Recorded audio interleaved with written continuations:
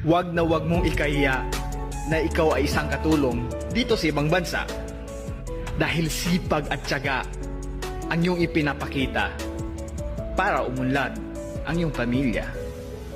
Kaya sa mga kadama natin dyan, nagtatrabaho sa ibang bansa, proud of you guys, be proud of yourself. Laban lang para sa pangarap natin. Sumasagad ako kahit ngayon'y walang-wala. Pagod puyat sa buhay, di ko yan iniinda. Mga hadlang sa buhay ngayon ay wawalisin. Isusulat ang pangarap sa kwaderno na itim. Goodbye, 2024. Salamat sa mga pagsubok na nagpatibay sa aming lakas, sa mga tagumpay na nagbigay saya, at sa mga aral na naghubog sa aming pagkatao. Paalam sa mga sandaling nagdaan, ngunit mananatili silang alaala na magsisilbing gabay sa aming hinaharap. Salamat sa lahat ng mga tao at karanasan na naging bahagi